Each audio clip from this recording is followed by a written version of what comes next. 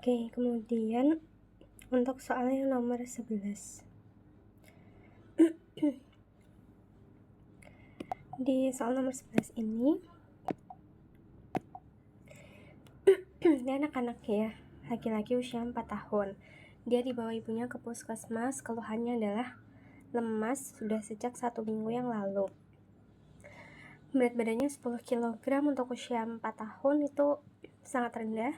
Tinggi badannya 97, heart rate 119, RR 28, suhu normal. Terdapat crazy pavement dermatosis dan edema tungkai bilateral. Sehari-hari dia cuma makan nasi, kerupuk, dan garam. Jadi cuma karbo, terus lemak, sama ada garamnya. Nah, untuk defisiensi nutrisi yang dialami pasien ini adalah, ini udah jelas banget karena dia ada edema tungkai bilateral, berarti dia defisiensi protein. Jawabannya yang C. Pasien ini mengalami kondisi yang disebut dengan kwashiorkor.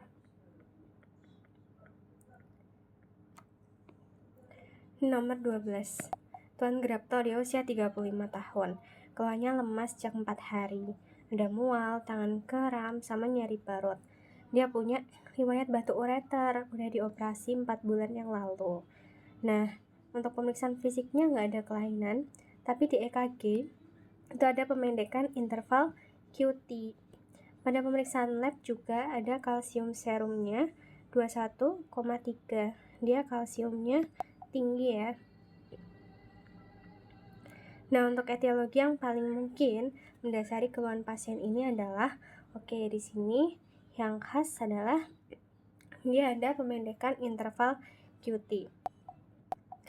Nah, ini kebalikannya dari si hipotiroid yang membuat dia jadi hipokalsemia, terus QT-nya jadi memanjang. Kalau ini dia mengalami hiperkalsemia, makanya QT-nya memendek. Kenapa? Karena banyaknya kalsium yang masuk, kalsium ekstraseluler ini dia kan bisa masuk ke dalam jantung dan memicu kontraksinya dia itu tuh makin cepat gitu. Makanya QT intervalnya itu jadi memendek. Nah, terus penyebabnya dia itu tuh apa yang bikin interval QT-nya memendek? Kalau misalkan dia hipoparatiroidisme itu enggak ya, karena kalau hipoparatiroidisme harusnya dia hipokalsemi, jadi harusnya QT-nya memanjang. Nah, kalau hipotiroidisme di sini dia nggak ada keluhan terkait tiroid ya, jadi bukan. Kalau insufisiensi adrenal bisa jadi karena dia ada riwayat operasi untuk batu di ureter, tapi kita hold dulu. Kalau hipertiroidisme dia juga enggak, karena dia nggak ada tanda-tanda hipertiroidisme kayak misalkan berdebar-debar dan yang lainnya. Kalau misalkan hiperparatiroid hiperparatiroid ini dia itu tuh dibagi jadi 3. Apa aja? Hiperparatiroid. Yang pertama, kalau misalkan dia primer. Nah, apa yang menyebabkan dia primer? Kalau hiperparatiroid kan berarti paratiroidnya gede. Padahal kita tahu paratiroid itu kan dia fungsinya mengeluarkan hormon PTH yang fungsinya adalah merombak kalsium kan. Nah, kalau rombak kalsium berarti semakin banyak yang dirombak, kalsiumnya makin banyak. Nah, tapi kalau yang primer ini dia memang ada hiperkalsemia. Tapi hiperkalsemianya ini tuh karena hiperaktivitas kelenjar paratiroidnya. Misalkan pada kasus apa? Adenoma paratiroid. Terus misalkan dia membesar ya, hipertiroid atau hiperplasia. Terus karsinoma, misal CA paratiroid. Terus ada juga yang herediter, misalkan kayak familial hipokalsiurik hiperkalsemi. Terus ya intinya pokoknya sesuatu yang sifatnya bisa tumor atau genetik herediter. Nah, terus ada yang sekunder. Nah, kalau yang sekunder ini dia malah hipokalsemia akibat overproduksi PTH. Hiperkalsemia akibat overproduksi PTH. Tapi dia ada penyakit yang mendasari. Jadi dia ada underlying disease-nya. Misalkan apa? Misalkan pada kasus gagal ginjal yang menyebabkan si kalsitriol turun. Nah, kalau kalsitriol turun, padahal kalsitriol itu kan dia counternya dari paratiroid. Kalau kalsitriol turun, otomatis jumlah kalsiumnya itu jadi banyak. Nah, terus bisa juga ada kasus penurunan kalsium darah.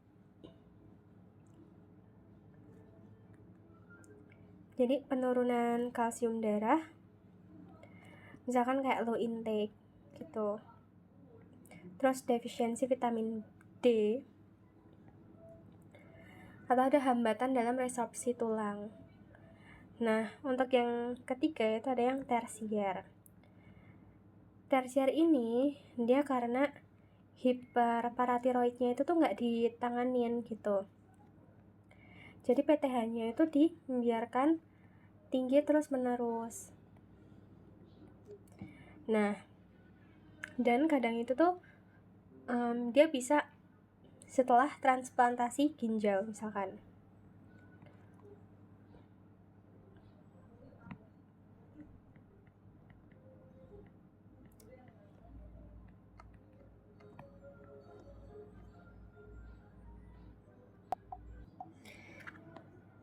Nah, terus kalau misalkan nih dia kasusnya batu ureter ya, habis gagal ginjal,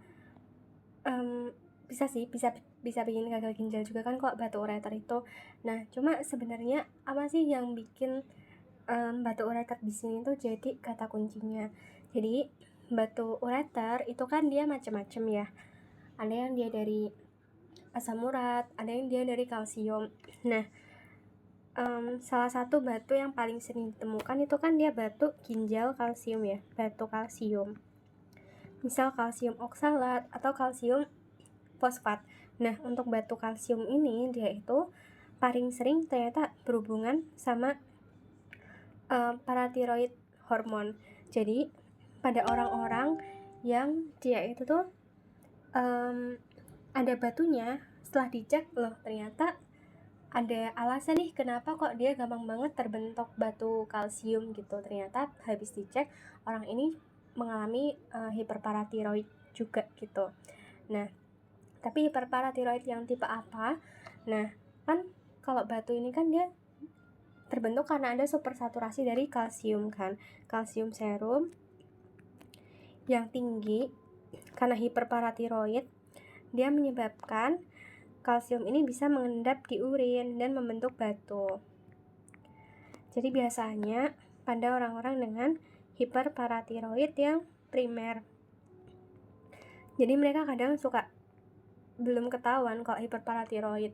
Kalau misalkan dia mengalami batu ureter berulang, terus dicek penyebabnya kenapa nih gampang banget terbentuk batu kalsium, ternyata ada hiperparatiroid. Sedangkan untuk operasi batu ureter sendiri itu nggak menyebabkan hiperparatiroid ya. Jadi hiperparatiroid dulu baru kena batunya kayak gitu. Bukan habis operasi batu terus bikin hiperparatiroid, itu tuh bukan gitu. Nah, jadi ini jawabannya adalah yang hiperparatiroid. Kalau insufisiensi adrenal ini biasanya terkait dengan hormon kayak kortisol gitu-gitu. Oke, jadi itu. Terus kalau yang sekunder itu tuh jarang sih terkait batu. Dia biasanya karena ada underlying disease-nya kan gitu. Terus lanjut nomor 13. Nomor 13 ini Nyonya Alum. Dia usianya 41 tahun, dibawa dengan penkes 1 jam. Sebelumnya dia mengeluh lemas, terus ada mual muntah sekitar 2 hari yang lalu. Suaminya menyangkal ada riwayat penyakit dahulu. Ibu pasien dia punya riwayat kencing manis sejak kecil. Terus kontrol menggunakan insulin. Pada pemeriksaannya didapatkan GCS-nya turun, DE2, V3, M5, tekanan darahnya turun, heart rate oke, RR oke, suhunya 37,3. Terus ternyata dia ada hiperpigmentasi pada telapak tangan dan bibir. Pemeriksaan darahnya didapatkan hasil natriumnya 121, kaliumnya 6. Kalau natrium 121 dia di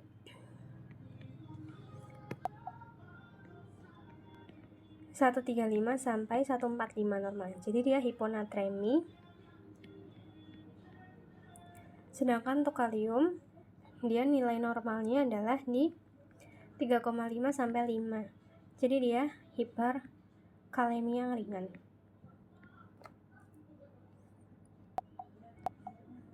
Nah, yang khas apa aja yang khas temuannya di sini adalah yang pertama kondisi hiponatremia sama kondisi hiperkalemia. Nah, ini adalah temuan laboratorium yang khas pada insufisiensi adrenal ya. Nah, kok bisa tahu hiponatremi sama hiperkalemi? Tanda lain ada apa enggak gitu? Kita cari tanda lainnya ya. Sini dibilang kalau dia ada hiperpigmentasi di telapak tangan sama bibir. Nah, ini juga jadi kata kuncinya. Jadi pada insufisiensi adrenal itu juga terjadi hiperpigmentasi. Kenapa? Karena kalau ACTH adenocorticotropic hormonnya tinggi atau berlebihan, itu bisa memicu peningkatan melanin stimulating hormone. Biasanya dia khas pada Addison disease. Nah, terus gejala lainnya apa? Gejala lainnya adalah mual muntah. Mual muntah ini juga yang bisa bikin dia jadi hiponatremi kan. Oke, terus ada hipotensi. Oke, terus dia mengeluh lemas juga, sama udah ada penurunan kesadaran. Nah, hipotensinya ini sebenarnya dia bisa jadi karena dehidrasi juga, karena mual muntahnya ya. Gitu. Terus kalau gejala lain apa? Gejala lain kayak misalkan dia anoreksia, gampang lelah, diare, konstipasi, terus nyeri sendi, amenorrhea, libido turun, dan yang lain-lainnya. Nah, sebenarnya kalau insufisiensi dari adrenal sendiri, dia itu tuh dibagi jadi primer, sekunder, sama yang tersier. Yang primer sama ya, dia kan juga punya aksis. Nah, primer kalau yang perifer atau warganya itu kan kortisol. Gimana ya nulisnya? Gini aja. Jadi di sini kita tulis dulu warganya. Warganya itu adalah kortisol. Pemimpin daerahnya itu adalah ACTH yang dihasilkan hipofisis. Terus untuk pemerintah pusatnya itu adalah CRH. Kalau dia primer, maka kortisolnya itu turun, namanya juga insufisiensi, ya kan? Tapi ACTH-nya tuh tinggi, jadi gubernurnya nggak bermasalah, presidennya juga nggak bermasalah. Nah, kalau yang sekunder, kortisolnya itu turun karena gubernurnya turun, tapi presidennya oke-oke aja, dia nggak bermasalah presidennya. Kalau yang tersier, ya udah ketikanya turun karena emang pemimpin pusatnya yang nggak benar gitu. Jadi mirip kayak konsepnya hormon-hormon yang lain. Kalau pada kasus kayak gini, kita cek dulu kortisolnya ya. Kita di sini nggak dikasih tahu ya dia penyebabnya lebih ke yang primer, sekunder, atau yang tersier, karena kita nggak dikasih data kadar hormon kortisol, CTH, sama CRH-nya gitu. Nah, cuma kalau misalkan kita mau mendiagnosis dia, kita bisa lakuin yang namanya cek kortisolnya. Kalau misalkan kortisolnya itu rendah, berarti kita coba uji dia dengan kasih ACTH dari luar. Nah, apa namanya? Namanya adalah kosintropin. Nah, nanti kalau misalkan udah dikasih kosintropin nih, tapi kortisolnya dia tetap nggak mau naik gitu kan, dia tetap rendah, berarti yang bermasalah emang si adrenalnya, karena adrenalnya itu tuh nggak respon gitu. Nah, ini yang disebut dengan Addison disease, kasnya itu. Jadi uji dengan kosintropin dia tidak menaikkan kadar kortisol. Tapi kalau misalkan dia respon dengan kortisol,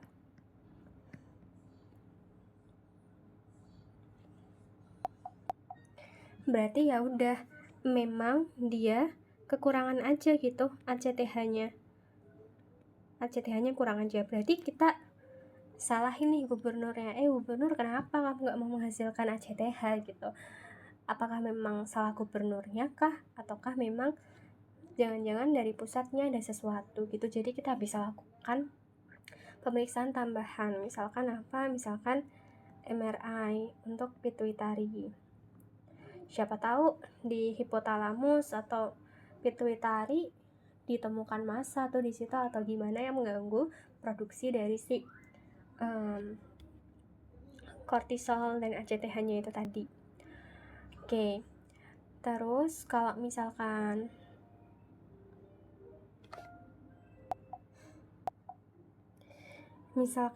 pasiennya nggak sadar kayak gini, dengan kondisi dia insufisiensi atau hipoadrenal, kan dia bisa jadi sesuatu yang mengancam jiwa ya. Nah, terus tata laksananya apa? Sebenarnya kalau ditanyakan talak awal itu tentu aja kita tanganin ABC-nya, karena dia ada tekanan darahnya turun, dia ada dehidrasi, ya udah kita infus NaCl 0,9% 1 liter dalam 1 jam pertama, resusitasi biasalah ya. Tapi hati-hati, hindari overload cairan. Nah, terus kita bisa kasih hidrokortison. Hidrokortison ini dia ibaratnya kayak kita kasih dia kortisol suntik dari luar. Dosisnya 100 mg stat. Ini untuk menggantikan si mineralokortikoid sama glukokortikoid. Nanti dia dilanjutkan 100 mg per 6 jam untuk 24 jam pertama. Terus habis itu untuk hari besoknya itu kita turunkan jadi setengah dosis, jadi 500 mg per 6 jam gitu. Atau bisa juga sih IV bolus 100 mg dilanjut 100 sampai 300 mg per 24 jam, bisa di IV drip gitu. Jadi di sini jawabannya adalah yang D. Kalau propanolol ini kan dia terapi simptomatik untuk hiperparatiroid ya, terutama kalau pas dia lagi hipertiroid, kalau pas dia lagi krisis tiroid. Terus kalau propil tiourasil dia juga untuk mengatasi si hipertiroid tuh.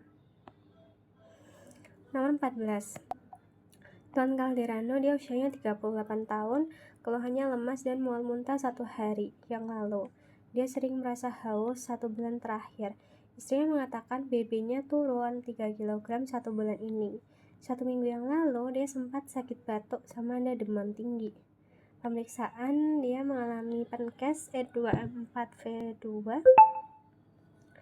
Terus tekanan darahnya 99/65, heart rate-nya 110, RR-nya 30, suhunya 36,5.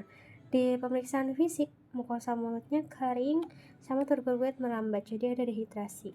Labnya pH-nya dia asidosis, Na-nya 130, ada hiponatremi, kaliumnya 4, kalium 4 itu masih oke ya, kan dia 3,5 sampai 5 ya. Terus Cl-nya di 100. HCO3-nya dia 21, GDS-nya 751, tapi nggak ditemukan keton. Nah, diagnosis yang paling mungkin adalah, nah ini jelas banget ya, si HHS. Kenapa bisa kayak gitu? Oke, yang pertama adalah kan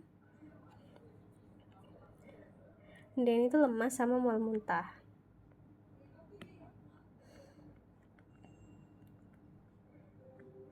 Terus BB-nya turun 3 kilo lagi.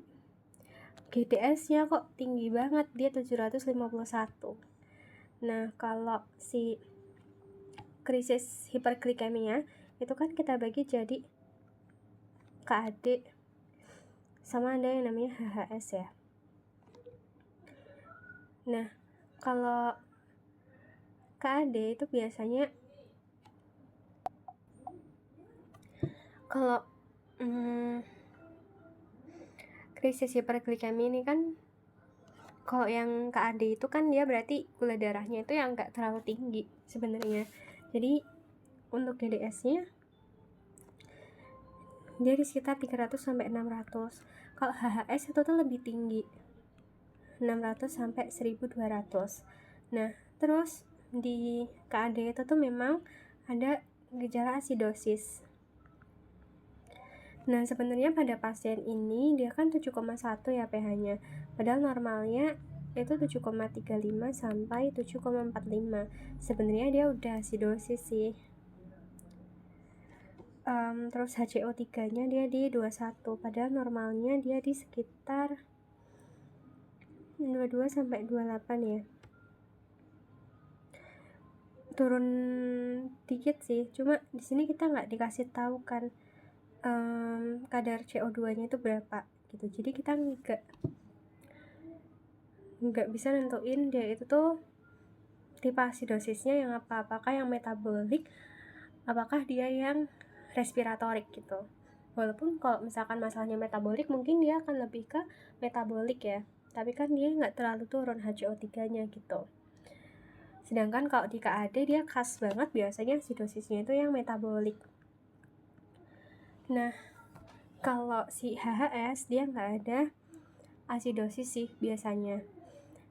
Nah, terus osmolaritas plasmanya itu tuh dia sama-sama meningkat sebenarnya kekentalannya gitu. Cuma pada HHS ini karena dia kadar gulanya lebih tinggi, jadi osmolaritasnya itu tuh lebih tinggi juga daripada yang KAD gitu. Walaupun dua-duanya sama-sama meningkat karena darahnya kaya akan gula. Nah, tapi KAD ini tuh wajib ada keton. Jadi ketonnya di KAD ini tuh kuat gitu, positif kuat. Tapi kalau di HHS dia bisa aja ada atau nggak ada ketonnya gitu. Dan peningkatan anion gap-nya sama-sama ada atau bisa aja nggak ada kalau di HHS. Cuma kalau di KAD ini anion gap-nya itu tuh lebih tinggi gitu anion gap-nya. Kalau yang HHS itu dia bisa ada atau bisa ya sedikit meningkat ya gitu. Nah, terus ya kan sebenarnya KAD ini tuh lebih umum terjadi pada orang-orang dengan DM tipe 1. Sedangkan yang HHS ini dia lebih sering terjadi pada orang-orang dengan DM tipe 2. Kenapa gitu? Karena gini, kalau misalkan insulinnya itu benar-benar nol, misalkan pada DM tipe 1 gitu ya kan, memang sel beta pankreasnya itu tuh nggak bisa menghasilkan insulin kan, bukan karena resistensi. Kalau DM tipe 2 kan dia masih ada ya insulinnya, cuma resisten aja gitu. Nah kalau di DM tipe 1 yang insulinnya benar-benar nol, dia bikin KAD itu karena nggak ada yang ngerem pemecahan lemak gitu. Nah jadi lipolisisnya itu nggak ada yang ngerem, akhirnya benda keton itu tuh terbentuk dan terjadi asidosis. Nah kalau di HS itu kan dia insulinnya tuh ada tapi dia kurang, jadi dia cukup bisa menekan lipolisis sehingga nggak banyak ketonnya, tapi dia nggak cukup untuk menekan hiperglikemia si insulinnya itu gitu. Nah kayak gitu. Terus kalau kayak gini terapinya apa? Nah terapinya itu kita kasih 4 hal ya.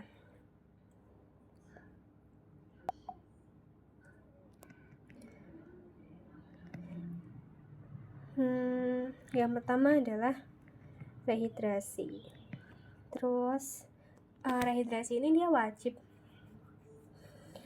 kita kasih dia rehidrasi pakai NaCl 0,9% lagi-lagi 1 liter per jam. Nanti bisa dilanjut 250 sampai 500 ml per jam sampai nanti status hidrasinya tuh adekuat gitu. Nah, tapi kalau misalkan nih dia natriumnya kok ketinggian gitu. Kalau di sini kan kebetulan pasiennya natriumnya juga turun ya, jadi kita wajib pakai yang 0,9%. Cuma kalau misalkan natriumnya pasien itu normal cenderung tinggi,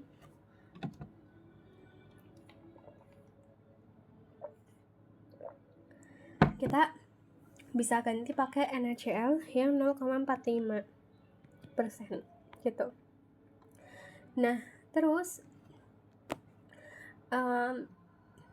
targetnya itu berapa? Targetnya GDS nya kalau misalkan dia DKA itu kurang dari 200, atau kalau misalkan HS dia targetnya kurang dari 300 untuk GDS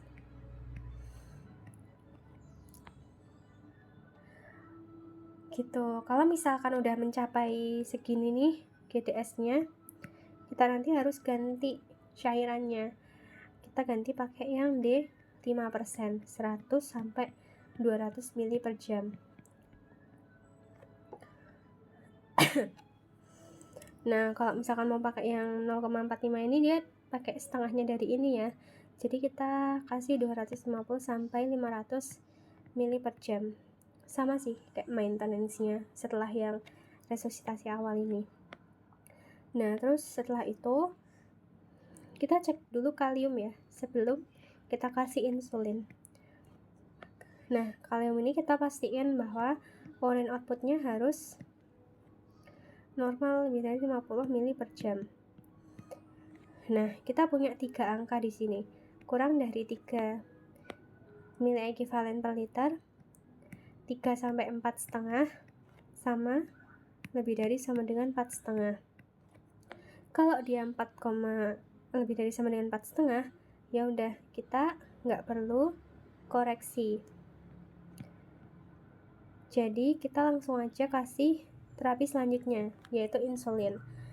Nah, tapi kalau misalkan dia di 3 sampai 4,5, kan kalium normal tadi itu kan dia 3,5 sampai 5 ya.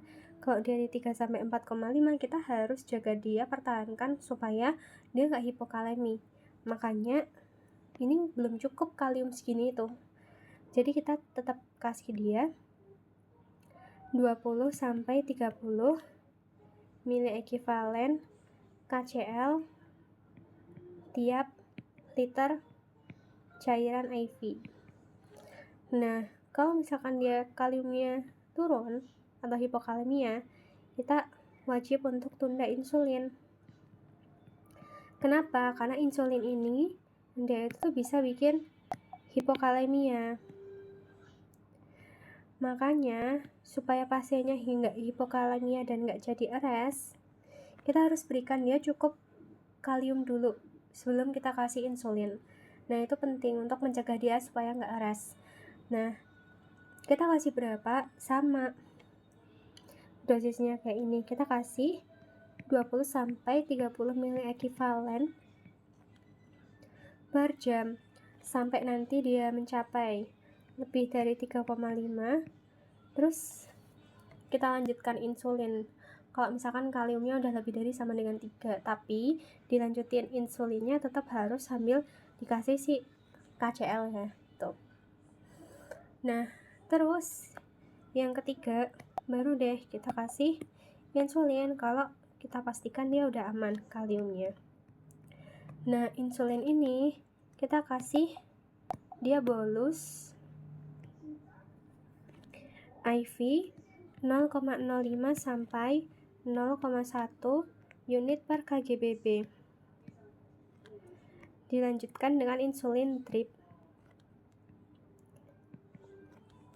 Dripnya itu 0,1. Kita ambil yang dosis tingginya 0,1 unit per kilogram per jam. Terus kita monitor tiap jam dengan target penurunan gula darahnya itu 50-75 mg per desiliter per jam. Nah, terus kalau misalkan dia turun kurang dari 10% dalam 1 jam pertama, kita boleh tambahin dia bolus IV 0,14 unit per kilogram. Nah, terus terapi tambahan yang keempat adalah bikarbonat. Nah, bikarbonat ini kita kasih kalau misalkan pH-nya itu kurang dari 0,9. Jadi pada kasus-kasus kayak misalkan asidosis kayak di KAD, kita perlu kasih bignat. Kalau di pasien ini kan dia di 7,1, jadi ya udah nggak perlu dikoreksi bignatnya. Toh dia juga HHS kan, bukan KAD gitu. Nah, kita kasih apa? Kita kasih bignat NaHCO3 50-100 ml ekivalen selama 2 jam dan ulangi tiap 2 jam sampai target pH yang kita inginkan itu adalah lebih dari sama dengan 70. Nah, kalau misalkan dia itu pH-nya kurang lebih dari sama dengan 6,9, kita tidak perlu koreksi pakai bignat. Kita skip aja yang nomor 4 ini gitu. Oke.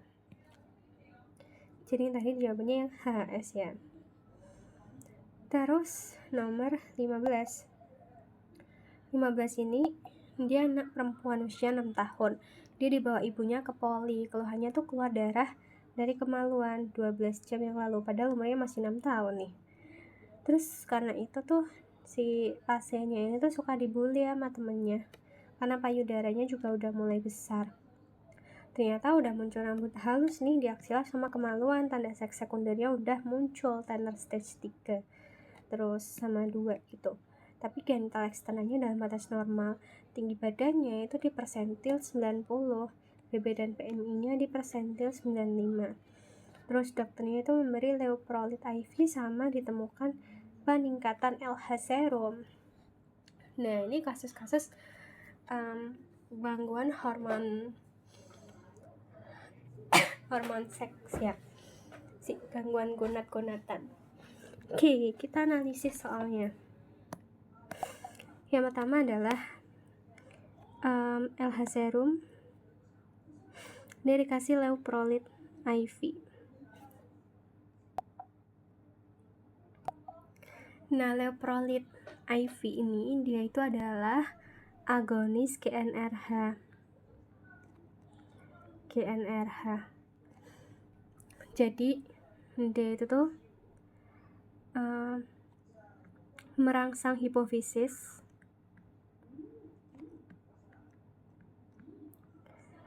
sehingga dia bisa menghasilkan LH, dan itu adalah namanya flare effect. Dia adalah reaksi yang normal. disebut flare karena dia ada lonjakan LH dan FSH sebelum nanti dia akhirnya turun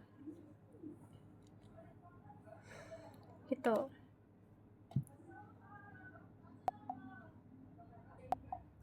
Jadi sebenarnya hipofisisnya ini tuh masih bekerja, dia masih bisa menghasilkan si LH gitu. Nah, sebenarnya dia itu nanti akan diberikan lagi di minggu-minggu berikutnya setelah beberapa minggu gitu terapinya. Kalau misalkan si LH-nya ini masih meningkat setelah terapi berjalan beberapa minggu, berarti nggak ada supresi di hipofisis gitu, dia terus menerus dihasilkan LH-nya gitu. Padahal harusnya kalau normalnya dia down regulasi kalau udah 2-4 minggu, jadi harusnya dia turun sangat rendah gitu. Kalau misalkan masih aja meninggi di minggu-minggu berikutnya, berarti ada sesuatu nih di hipofisisnya, kok dia nggak mau down regulasi gitu. Oke. Sehingga kalau dokternya ngasih leuprolid IV dan ditemukan peningkatan LH serum, itu artinya pubertas precox atau pubertas dini pada anak ini itu tuh dia tipe yang sentral. Nggak bisa ya.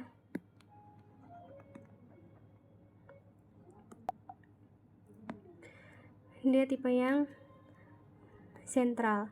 Jadi masalahnya memang ada di GnRH gitu.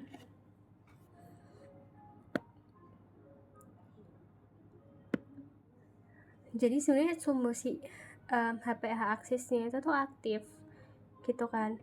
Nah, jadi penyebabnya itu tuh di sentral. Nah, sedangkan kalau misalkan si pubertas precox yang perifer, sumbu dari HHG aksisnya ini tuh tidak aktif gitu.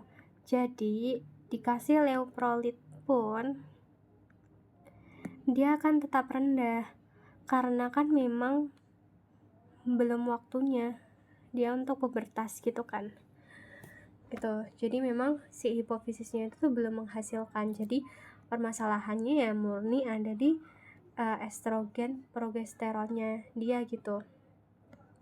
Jadi ini untuk yang masalah pubertas perifer, kalau ini untuk yang sentral.